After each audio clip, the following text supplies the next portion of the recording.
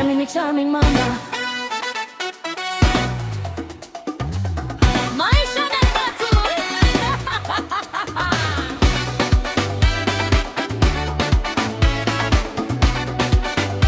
Basi tuende katika malezi aina ya pili, kwa maana ya malezi kwa watoto, hususan watoto wa kike na malezi. Karibu somo tuweze kumalizia hilo. Asante. Malezi upande wa watoto unaweza kuwalea vizuri, unaweza ukaolewa na mwanamke kukuta na watoto. Wale watoto si wako ndani ya ndoa, aidha mama yao aliondoka aliachika kwa madhila yake mwenyewe, aidha alifariki. Wale watoto wanapaswa uwalee kama wakwako. Kitu mimi nitakachokemea mpaka dakika ina umri nilionao. Nakemea mwanaume kakuletea mtoto kamtoa kwa mchepuko, kamzaa huko hayuko ndani ya ndoa. Leo hii anakuletea umlevi. Na kata hata vitabu vitakatifu vinakataza. Mtoto wa haramu ni huko amalize mambo yake asikuletee.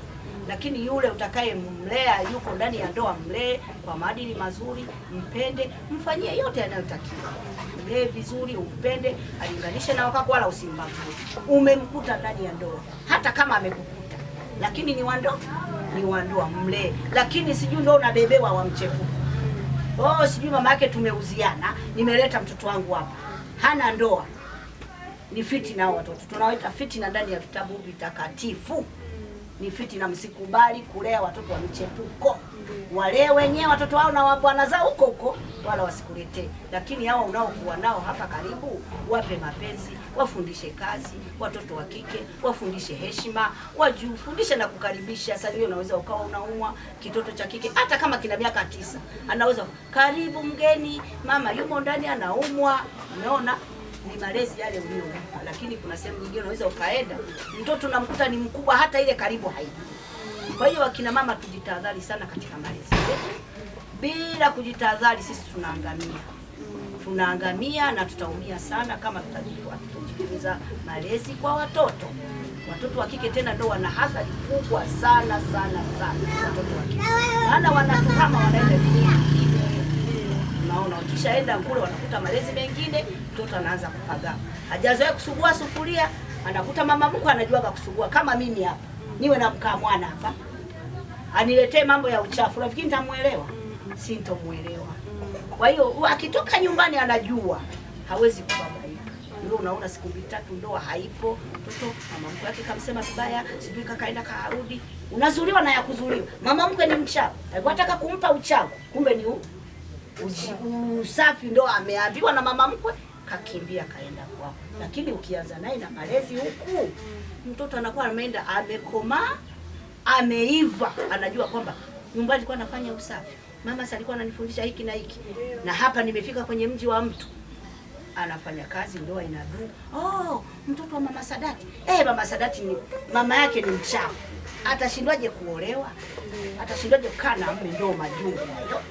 Lakini malezi ni kitu muhimu kwa wanamama, kulea watoto wetu kwa malezi yaliyo mema, ya kujua kazi, ya kutoa kauli nzuri. Kitu kingine kwa malezi, kuna kina mama sisi tuna madhaifu makubwa sana. Madhaifu katika mavazi. Watoto wetu hawana stara. Na unakuta mama kabisa, nipo hapa na shungi kubwa, lakini ukutana mtoto wangu amepiga suruali, amepiga kaptura, umeona, amevaa nguo mipasuo mpaka huku, na anapiga hodi kabisa nyumbani, unamuona, haumkemei. Wakina mama mimi nilikuwa na wasihi na wahasa tujifunze kuangalia watoto wetu jinsi wanavyovaa. Hata akitoka uone mwanangu hapa sijakuelewa ulivyovaa, mrudishe. Mtoto kama hekima ipo atarudi, atakusikiliza. Lakini inategemea jinsi ulivyomwanza kutoka utotoni. Mtoto ukimwanzisha kuvalisha stara utotoni, anakuwa na makuzi hayo. Kwa hiyo stara ni muhimu, tulee watoto wetu wawe na stara. Halafu kama mambo ya ibada, mtoto muamrishe, leo siku ya Ijumaa hauendi kusali, mtoto anajua kwamba anaenda kusali. Lakini ukamwacha ni Ijumaa ya kwanza, ya pili, Jumapili haendi kanisani. Haya, kanisani kwenyewe ndio hivyo anapiga kimini. Mama unaongozana naye na Biblia ngi. Mtoto na kimini, mipasuo. Ile ni nyumba ya ibada. Kwa nini usikemee mwanangu vaa vizuri? Wanasema digitali.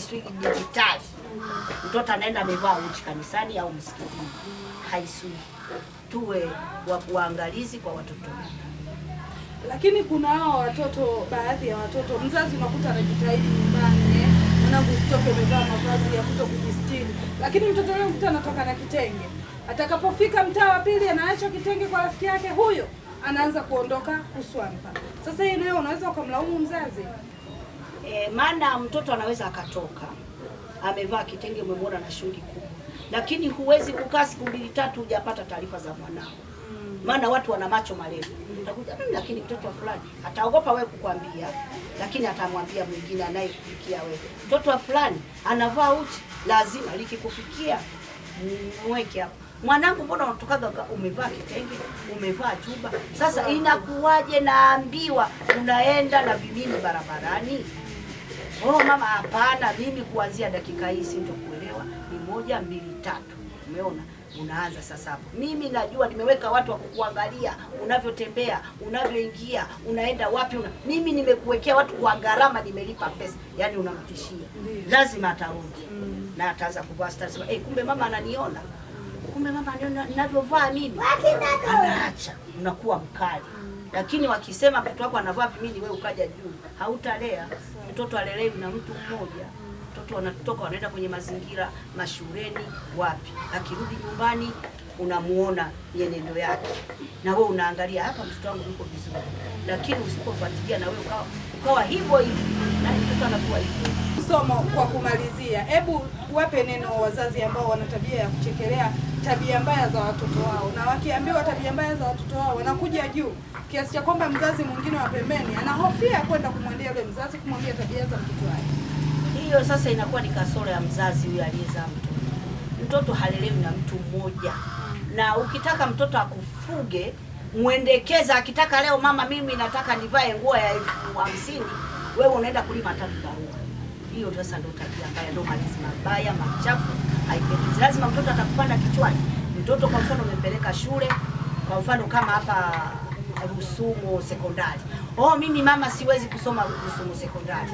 Sasa mtoto anakwambia siwezi, yeye ndo anaenda kulipa hela. Yeye ndo anaenda kulipia sare ya shule. Unasema kama utaki kusoma naomba unipishe kwangu. Unakuwa mkali, mtoto hawezi kukupanda kichwani. Na huyo utakayemwambia mwanao ni 1, 2, 3 akakuona wewe hufai, unamwacha, hasara ni ya kwake. Maana jamii ndio inalea watoto.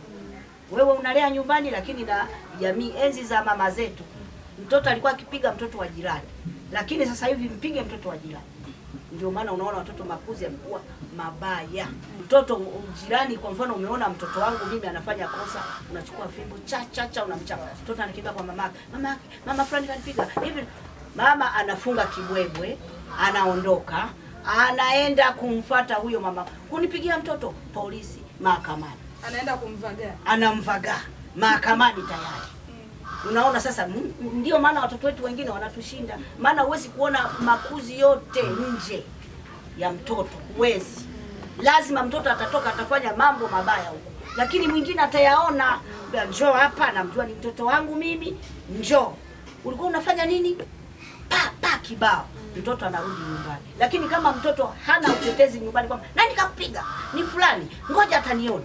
Kama mama hana hiyo tabia, lazima mtoto atasema kumbe ninapopita naangaliwa nimepigwa leo na fulani, kwa sababu anajua mimi mtoto wa fulani. Mtoto hatarudia, lakini akapigwa akaleta taarifa, wewe ukachachama, umeharibu. Sasa hivi iliyopo, mtoto analelewa, mtoto anamlea mzazi. Kivipi? Mtoto anakuwa na mipangilio, utafikiri yeye ndio mwenye nyumba, ndio kila kitu. Sasa na mama anaendeleza. Alafu sisi wakina mama ndio tunafanya ujinga. Baba katoka huko hauna kosa la mtoto. Piga kwani unafanya? Mama wewe unaruka. Unakuja na kifua mbele. Usinipigie mtoto wangu. Kakaenda kakarudi. Mimi sasa hatujengi malezi, tunaharibu. Unaona? Sasa baba kapiga mtoto wake, si ndio? Kwa kosa kaliona mwenyewe. Wewe mama unatoka huku sijui na mwiko unakuja kumvagaa baba. Usinipigie mtoto, usiniwie mtoto. Ujue uchungu lini umalini. Unapaza sauti. Unakuwa umeharibu. Umeona? Kwa umeharibu kabisa mtoto. Usivagae baba kama anakanya mtoto. Mwache baba akanye mtoto. Yeye ndo anajua kosa ameliona, wewe ukuliona. Mwache baba akanye mtoto amalize. Halafu baadaye unaenda, mwanangu nyamaza, baba lako libaya. Unakuwa umeharibu. Ndio malezi unayotaka hayo. Baba akikanya mtoto, mama usiingilie. Mama akikanya mtoto, baba usiingilie. Umeona? Maana sote ni wazazi. Tosha komenti yako utuambie, je, unamlea vipi mtoto wako? Unamlea vipi mwanamume wako? Lakini vile vile wewe mtoto uliyetoka kwenye malezi mazuri na upo kwenye ndoa yako, weka komenti yako useme ulijifunza nini kutoka kwa wazazi wako ambacho mpaka leo unaishi nacho na unamfanyia mumeo na maisha yanazidi kupendeza. Na hivyo ndivyo tunamaliza, na hii ni Dar es Salaam Tanzania TV. Endelea kufuatilia vipindi vyetu vizuri, makini na uhakika. Na kukumbusha tu usiache kusubscribe, like, lakini pia share. Usiache kubonyeza alama ya kengele ili uwe wa kwanza kupata taarifa mapema. Asante.